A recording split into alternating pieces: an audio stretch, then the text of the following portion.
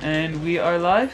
We are back live with arms. Amzu! I have arms. Yes, we all have arms. Unfortunately, they're not like the arms here that you see with all of these characters. They're very... Wait, those are more normal arms. No, I mean her hair. She's cute though. That's hair, not arms. She qualifies. They're two different things. Under Max Brass's rule, for the Grand Prix tournament, she's fine. If Bite and Bark, Beach Ritual Dog, and Guy can make it, she can make it. So can her and Guy with friendship bracelets as arms. Oh, if I knew random was an option, I would have made that. I mean, that would be the same thing as just picking. I mean, it wouldn't really. No, random. That's okay though. Anyways, so the voting incentive ended up Min Min was win-win, and thus we are going to utilize her to throw everyone else into the bin. These are all very standard jokes in the ARMS community. I'm very sorry. No, you're not. You're having fun. I don't. So anyways, we're going to be doing difficulty 7 Grand Prix. Timer starts when I hit OK here, and it ends after a while. We are going to start in 5, 4, 3, 2, 1, go. And we're live. So, long story short, Grand Prix is a tournament organized and ran by Max Brass to showcase and deliver high-quality entertainment for all viewers and people around the world in the ARMS universe. You might notice these characters have weird arms. What's going on here? I'm talking really fast. They woke up one day, there's this gene thing called the ARMS gene. You wake up with it, and you have arms. Bam. That's how you get them. No explanation. So, ARMS is a 3D arena fighting game. So, a lot of people probably know things like Tekken, Sonic the Fighters, you know, quality stuff like that. And then, yeah, it's a lot of stuff like that, but ARMS is kind of on that line. The best way to kind of talk about ARMS is like, imagine a shooter crossbred with a boxing game. And that's kind of what you're getting with this game. You have the guns, it's kind of a long-range fighter. You're kind of trying to snipe down your opponent here. He's getting cheap grabs. Springman is a jerk. And he's gonna win, cool. So, fortunately, we don't have the Springtron incentive because that would have been an absolute reset right here. So you're kind of moving around, you're trying to box, you're trying to outwit your opponent and get better positioning to overwhelm, pressure them effectively.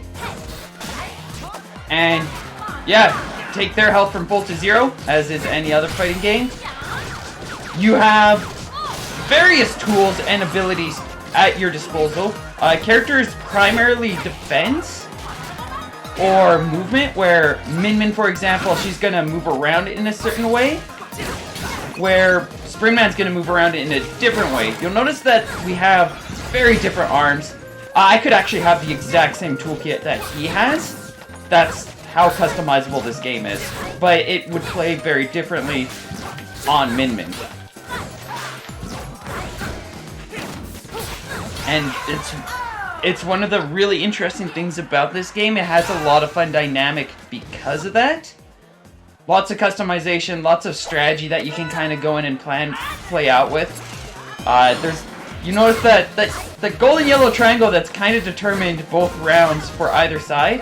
That's called Rush, and it's very powerful. It's basically just a lot of attack. My rush is better, so he's gonna try to rush me there, but I'm just gonna win because Springman's a jerk and doesn't deserve that. There's also various interactions as well. As you notice, he turned red for a few minutes, or for a few seconds. He didn't last that long.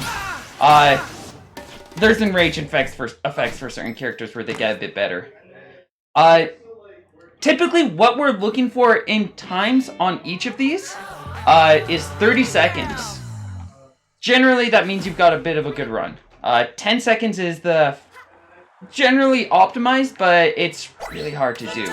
You might notice that the timer is 99 seconds, which in fact, yes. That means an optimal run is 69 seconds. Looking for the best time. And we do have a moment where we could read out donations if needed right away. Do we have any? Yep, I do have one. Okay. So we did have one donation there. We had $20 donation coming from Bald Nate that just says honk. Honk. So if there is anything we want to put that to, we do have the donation incentives, which actually Nightbot just threw the chat there. Shout out to Nightbot. Shout out to Bald Nate too. Yeah. So if there's any incentive coming up that you want to put that towards, let us know, as well as anyone else. We do have several incentives in the future, including naming most of the Final Fantasy VI characters. I would pick them up, as well as the train suplex for FF6 is still looking to be met. And then we have the ongoing save or kill the animal bid war for the SMZ3 randomizer, with currently save leading by $50 over killing the animals. And I'm gonna finish this round with a perfect. Ribbon Girl. Oh, wait. No, that's two perfects. Cool. Ribbon Girl sucks against certain things. There's a lot of like weapon matchup experience that kind of goes into this. Like, it's kind of like setting up your own deck or Pokemon loadout in this game, where you're like, well, this is gonna work better against, like, bringing a Blastoise against a Charizard, that kind of stuff. These are the two arms that I picked are kind of good against Ribbon Girl, so that just worked out in my favor. So now we're playing in a mini game. You don't tend to see these in much of ARMS. It's more often only shows up in speedrunning, to a lot of people's joy and some people's dismay. This one's called Target Test. You hit targets. There's a bunch of little bullets and you just kind of hit the targets with your arms. You're just shooting at them, basically. Right now, things are working out pretty well for me. Mechanica doesn't really know what she's doing as an AI. She's one of the few AIs that I genuinely feel like doesn't really have it all together. Most of them are generally going to be really hard to keep up with. She's not one of those, which is kind of unfortunate. She's my favorite, but it's okay. She doesn't need to be perfect. I can play her well enough. She's fine to kind of just go as she needs to.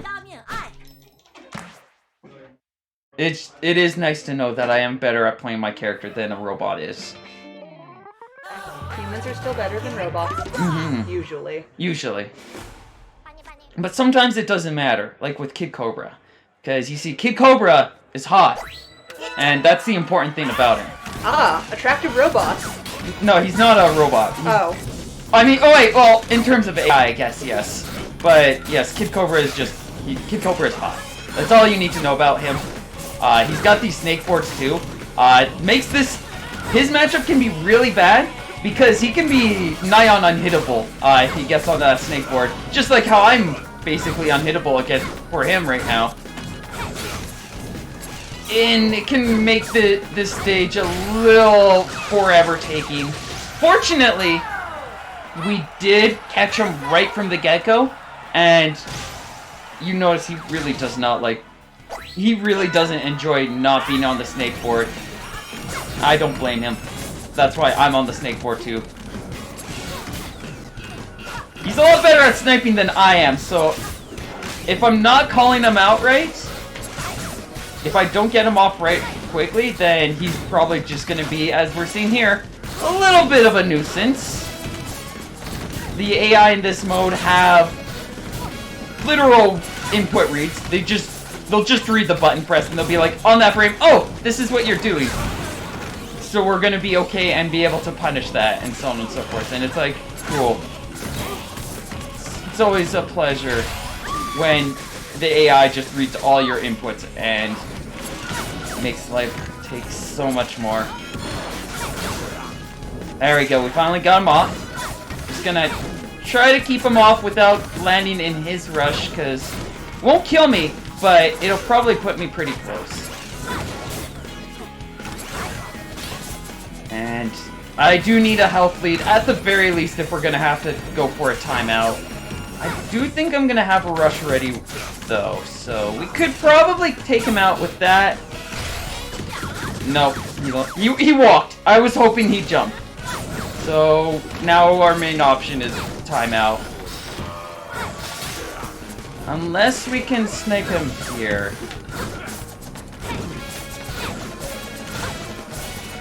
Chase him down. Alright, that's good.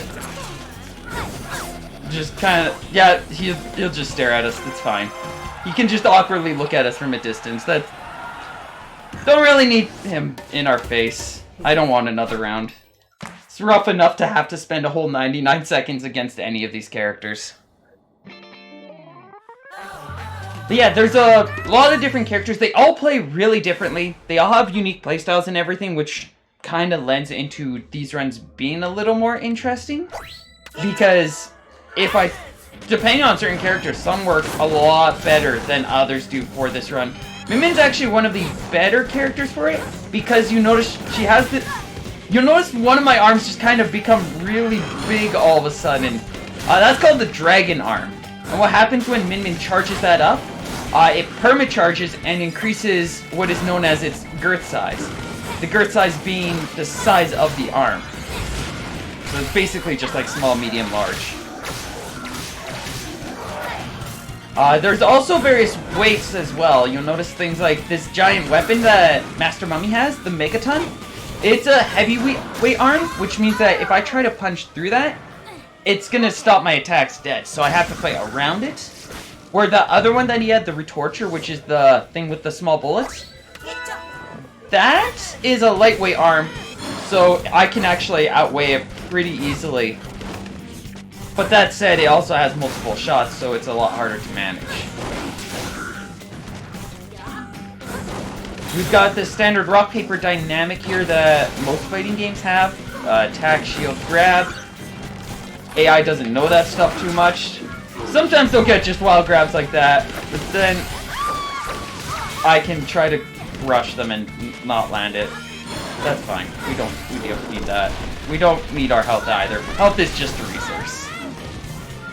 I don't like playing against Master Mummy, but I can just throw out really fast grabs because of these hot slaps that I've got equipped. They give out the hottest slaps known to mankind, mortal kind, any kind. You can see just how hot they are. Literally flaming these slaps are, which are very useful for bigger, beefier enemies like Master Mummy here, who do tend to present a bit more of a challenge, because you just get some safe, solid hot slaps, and you can keep on rolling. I think we're heading into another mini game, yeah. And it looks like we're going to be heading to V-Ball, or volleyball. Oh, it's a cute one. Yes! Twintel is a movie star. Alright. She's very pretty. She's buff, too. All the characters are buff. One of the things I love about ARMS is like how well designed the characters are and respectful to a lot of general logic to fighting. It's like they actually have decent equipment. They look like they're wearing stuff that actually protects them. They're not just kind of dressed up in a bikini in the middle of a battlefield. They're actually throwing punches in a bikini. Come on. I mean, you can, but it's also good to just like be dressed for combat. Yeah. Which I'm not doing a very good job of right here. Yes, my girl's winning. I'm sorry.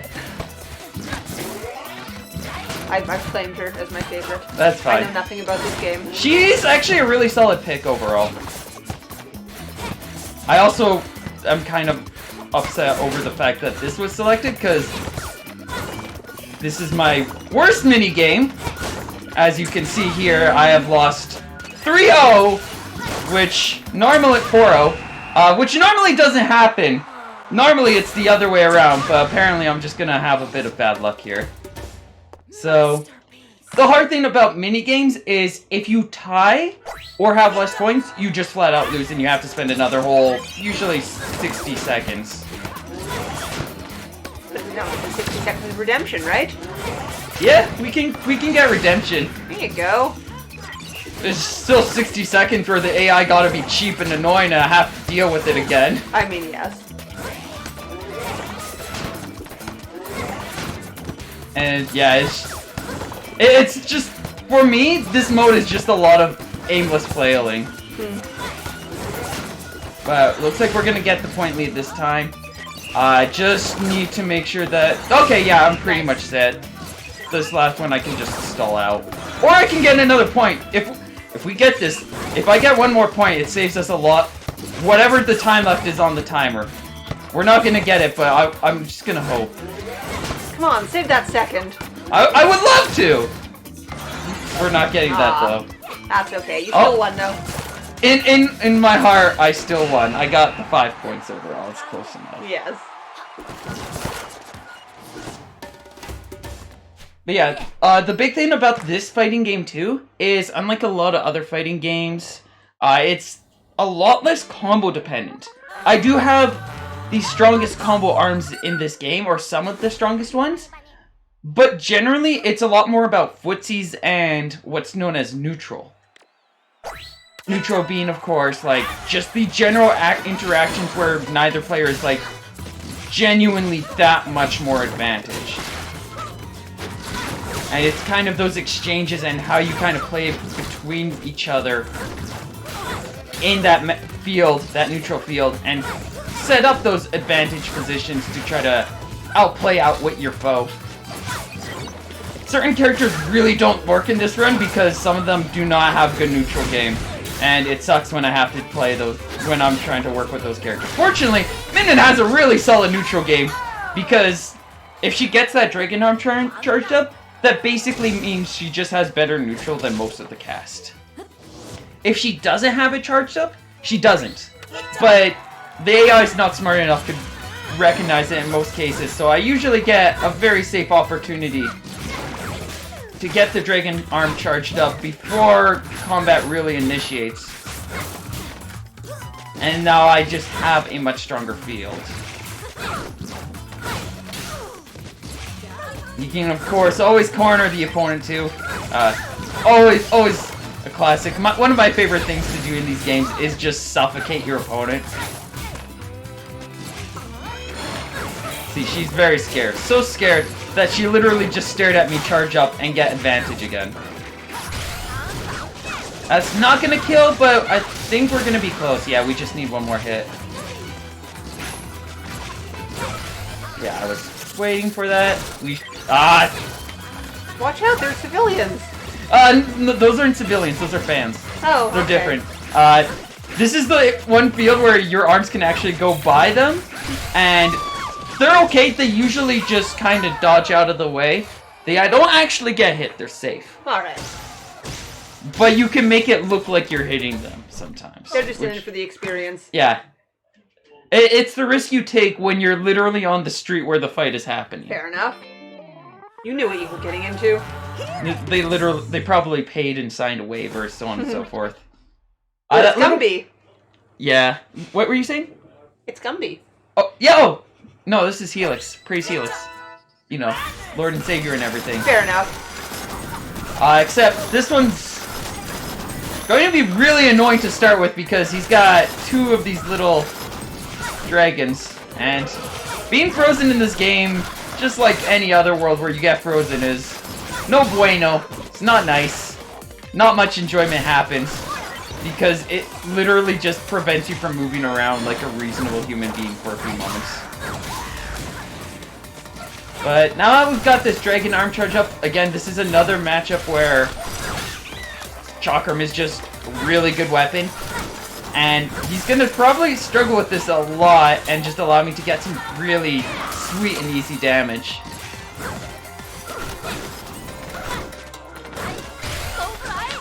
There we go. We're not going to kill yet. There's very common magic pixels, but we'll just take that here. This game really likes its magic pixels, which can set up for some really cool and exciting comebacks, but can also just mean that, especially for things like running, it just takes a little bit longer sometimes if you're not setting things up precisely.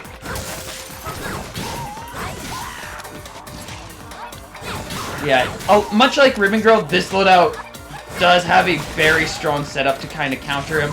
the large chakram body just kind of chases him down really easily, and if he leaves himself too exposed in the air, the pink tasty fruit that I have that's been poisoning a lot, that will just snipe him in the air and cause many pains, many damages. Helix is a very good boy though. He's actually only 2 years old. Fun fact, even though he's only 2 years old, he's actually attracted to Twintel. He likes her a lot. I mean, who wouldn't? Yes. He created by Dr. Coyle. He's one of her test experiments when she was trying to learn and develop to create the arms gene for herself. He's a popular. He's not necessarily a popular pick in the arms community because of how complicated he is to play, but he is a fan favorite for a lot of people just because of his adorable gooiness. We do also have another of the goodest boys here. Biting Bark has the best boy, Bark, which is the best doggo here. Unfortunately, we are going to be fighting Bark, but just for everyone, I'll try not to hurt him. It's easier said than done, especially when Bark is trying to punch me in the face. He's not trying to lick you. And he's dead. Oh. Then no worries, he'll be back in a few seconds. He's used to it. I'll try not to hit him again though. I don't think he likes it too often. That's probably gonna connect, yeah. He walked right in the way there though. You can't complain. He wanted to protect his master. Yes, and then that's just why he's such a good boy. He's a very good boy. He's a very precious boy. Okay then, cool. I guess we just won't have that dragon arm. We'll just get none of them. But in exchange, we're gonna take the poor boy's life again. Oh. We're just gonna... There we go. Now we're in business again. So you'll notice that poison stack? Alongside it doing the bit of poison damage that you're seeing, it also stutters the AI opponent's movement, which it's not always gonna help out because it's like literally a frame that you're saving by causing them to stutter, but it can allow for some good setups, can prevent the AI or other players when utilized against them to kind of just lead into safer plays and reads. Oh yeah, I haven't even talked about the items yet. So that thing that you saw that explode, that's a bomb. Bombs sometimes just drop out of the sky, and if you touch them, they'll explode in a few moments. Danger. Yeah, major danger. It causes lots of pain. I didn't realize what time it was. Apparently we're at the grand finale already. So we're going to see a really important and exciting cutscene here. It's going to be Brass with his arms crossed. Okay? There you go. You saw it. Wow. Now we're going to move on to the next part.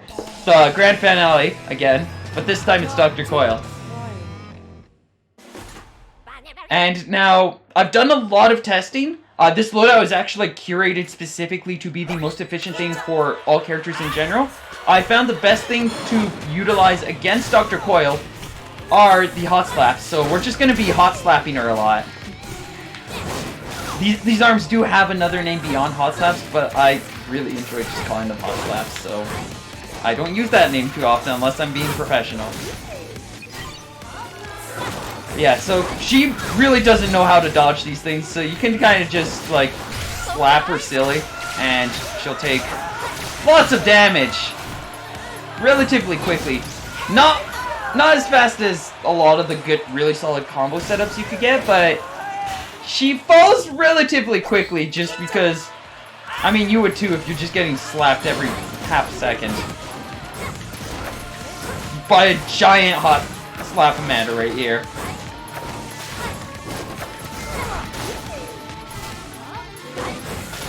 One of the problems with Dr. Coyle, and what makes the run especially difficult, she's really hard to catch. If I use pretty much any other arm, you would like see clear as day how difficult it is to catch her, because unlike a lot of the other characters, you'll notice I have jump and I have dash. She has dash, but she doesn't have jump. She has levitate. And you can kind of see where she's going up and down a lot. And because of how that movement works, she has exceptionally good movement. And can pretty much, with experience, dodge literally everything in this game. She's not going to dodge that slap, or that one. And we're going to be able to take that. Not time yet. There's still... but wait, there's more! You press the button, and she'll just glare at you really angrily, and then, bam! Here's the Grand Prix. Again. But now, she's got a hat. It's a really fancy hat. It gives her more arms. She's got 6 of them now. Oh my god. But she still doesn't like hot slaps. So we're just gonna charge one up. And we're just gonna slap her anyways. This is the hard mode, or this is the secret final boss. You only get to play this. I think it's exclusively 7, or it might be like difficulty 6 and 7. Normally it would be Brass. You would actually end up fighting Brass. You wouldn't just see a picture of him with his arms crossed. And then you would also fight Brass with headlock on. But because we're on the highest difficulty, we get the secret lore boss. The lore's kind of imprecise and a little messy, so we're not going to get into too much details here. We are going to be really close to taking her out, though, and we basically just need a couple more hits. Those are always easier said than done, though, because this is still Coil, and that's going to be the last hit. Time is when I hit next. Which, oh yeah, there's one more round. I was curious about that one. I forgot about the extra round. I was like, we're done! We did it! But wait. Oh. You're just producing more content than expected. Yeah! Yeah! So we're just gonna be a bit above average here because there's another round, and I think it's probably because I just forgot about the fact that, I don't know, I lost a round right at the start. That was... totally didn't happen or anything. You notice that you can also deal arm damage, which makes some of these matches a little more difficult because they can just straight up take away your arm, leaving you completely vulnerable, and then you kind of have to try to dodge around with that in mind. Usually you're not going to be able to do that.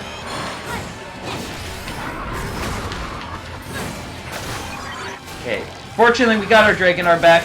It should help us slap this boss down, provided I don't get frozen. Any knockdowns, any freeze effects, like those fur chucks that Headlock has there, do take away the Dragonar, so we want to be extra careful. Because this thing is really useful to have, but we lose it if we make a mistake. Fortunately, she's going to be knocked out a 4th time. And now, when I hit next, it'll be time. There. And 27 minutes is alright. My personal best time is with Dr. Coil. Generally, I say she's the best character to run with. And it's about 10 minutes faster than this. Like, that's just how much of a grind the AI can be in this game. I blame the volleyball. I do blame the... Oh yeah, that was another sullen minute. But yeah, that is ARMS in Grand Prix. We're going to quickly cover 1v100 as well, as that incentive was met. Yay! Yay! Which, for anybody who's interested in more Min, we go back to this character. This game also has a built-in timer to it. This is actually really fast, should only take about... what's it? 3 minutes? Probably less than that. When I hit OK, we'll be starting, and basically, it's gonna kind of be like an AI match, but instead of one opponent, there's 100 of them. Also, they die in one hit. So we're just kind of gunning blazing. We're going in gun blazing, And we're just gonna be burning down every single one of these things. These creatures are known as Cell. You might notice they seem pretty similar to Helix. That's because they're cousins to Helix. Aw, good family. But, like, if Helix was, like, evil, kind of, or more evil. I guess Helix is technically evil, but he's too innocent and doesn't understand, so it's not as evil. I don't know. Regardless, we're just kind of blazed through them all. One of the reasons... So we've got a slightly different loadout here. You'll notice that I don't have the Chakram, I don't have the Glusher here anymore. I've got this red party popper known as the Cracker, and I've got the Lockjaw that was actually with Dr. Coyle in the previous matches just a bit ago.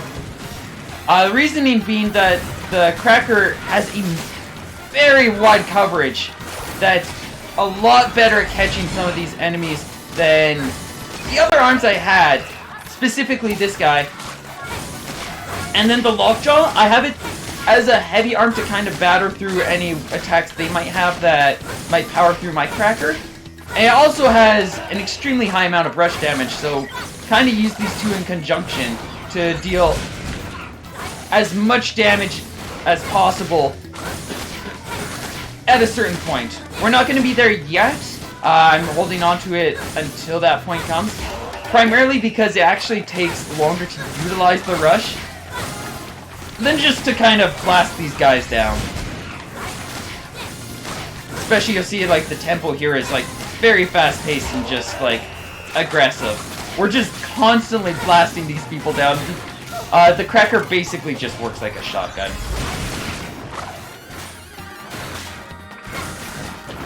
It can still be hard to hit, but when you've got just a widespread blast, it usually works out a bit better. It's also a little rough when there's 3 of them, and once you're getting to the higher difficulties, their AI starts to become a little more aggressive, and you'll notice that it makes them a lot harder to hit, and also more likely to try to attack you. Which is where if I remember to press the button, that's where the Lockjaw comes in a little more handy, as it's going to outweigh pretty much everything these guys have. Some of them are going to have arms that can match its weight, but generally they're just not going to be in that case. And we're already getting up to the final stage. Just a few more of them.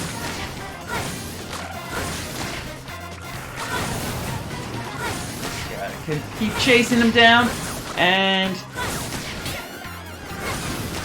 once we get this one, there's gonna be one more final phase, and it's gonna be one big one. He's got the headlock head too, and a standard health bar. Unfortunately for him, he's not really good at shielding, and this setup is really good at pressuring him. So he's kind of just eating these hits like they're candy. And that's going to be it for the 1v100, and we're going to have a nice 330. Nice. And with that, that's ARMS. Small, niche community. We play the game, we have fun. I run events for it.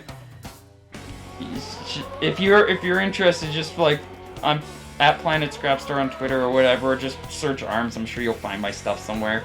Yeah, thank you for hanging out and watching. Fun was had. Hi loves, ciao, and stuffs. Coming up, more cool games. Yeah, coming up next, we will have Trauma Center by Slurpy Ninja. So we'll be back in a few minutes with that.